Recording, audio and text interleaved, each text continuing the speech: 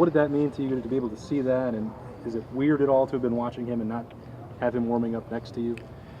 Just a little bit of both. I'm excited for Joe, and he has the opportunity to play at a great place like LSU, and just being able to watch a little bit of those clips during warm-ups, the big old jumbotron in Dallas Cowboy Stadium.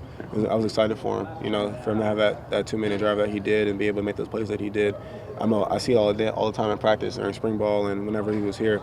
And it's different not having him on the field, his little mannerisms, his jokes that he's so famous for. But, I'm happy for him. You guys both have so much going on. Are you able to keep in any kind of contact now? Yeah, we try. We still follow each other on social media, and every now and again we text. But, it's hard when I'm busy, he's busy, but we watch each other from afar. Dwayne, what are your impressions of Penn State's defense? I mean, they have had their struggles at times this year. What do you see when you're watching the film? Still some experienced players, really sound defensively. The starting Sam linebacker went to my high school, Cam Brown.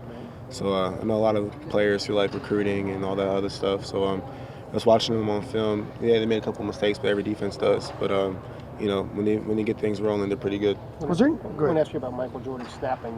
He struggled obviously against TCU, but he was much better last week. How much did you work with him last week on those snaps? I mean, I just tell Mike, just give me the ball, and I'll make it work. And not every snap has to be perfect. I just want the ball in my hand. So I tell him every time we do practice, like the ball starts with you. Quarterback's important, but you touch the ball every play like how I do. So I mean, whenever we do warm-up snaps or we're snapping against the ones or the scout team, every time you snap the ball, it's like a game rep. Dwayne, you said you admire Trace's competitiveness. How much of that is part of your game? Like, what's your competitor level? I guess how would you assess that? I mean, I probably wouldn't say I'm like that rah-rah guy, but just like fiery. There's plays where I get pretty excited. There's plays where I'm like, that's routine. But watching, Trace have those big plays and, the baseball swing and the salute to the stands, like that's all fun for me to watch him do that, and I haven't had the opportunity to really do that yet, but, just watching his competitive edge, watching how he competes, especially in high school, just I want to add that to my game. Someone said to Coach Meyer during the week that you're an even-keeled guy, and his comment was there was a time where you were uneven-keeled, meaning you were maybe a little too calm all the time. How is that adjustment going, and how is it for you to maybe flip that switch to be a little more fiery and be someone who's sort of captivating and rallies the team around them? I mean, I always felt like I was always like a good leader, but as far as like speaking and like yelling all that stuff, that was just never really was me.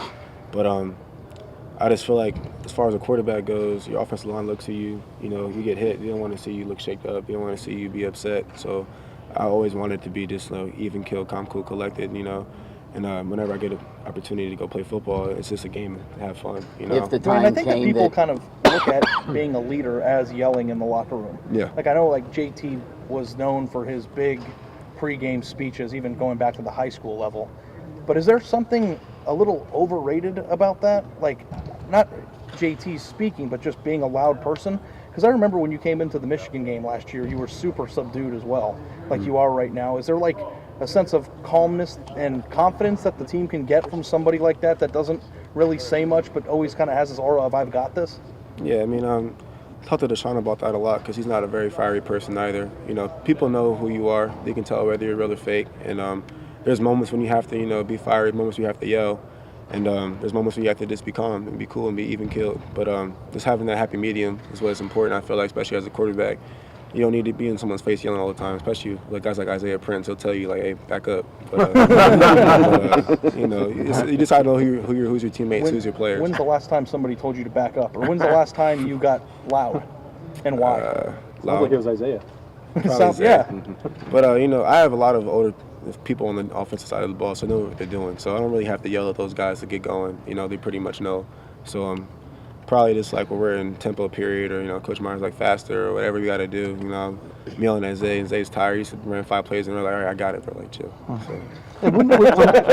From last year being, 2 years ago being over there, what did you remember about the atmosphere that you liked? What did you like about that stadium and the pom-poms and the white at Penn State?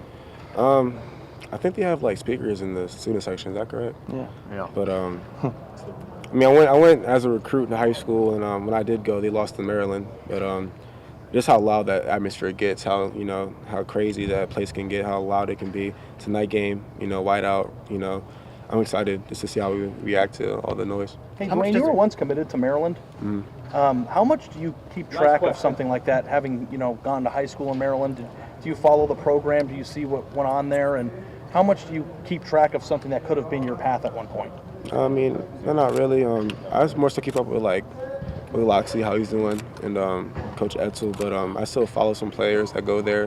It's like I do with every other school that I have connections with. But they're doing pretty well, playing pretty well. Kasim and I are pretty close, but they're doing pretty good. Hey, so one far. last thing. I know you said last question, but somebody asked you earlier that if you ever pay attention to hype or watch ESPN or see the Heisman stuff. You're on Twitter all the time. You kind of pay attention to it, right? I don't have cable, so I don't watch ESPN. But I don't really pay attention to all that stuff. I might get it sent to me or whatever, but that's expected. But I don't really pay attention to it. Thanks, Dwayne. Thanks, Dwayne. Thank you.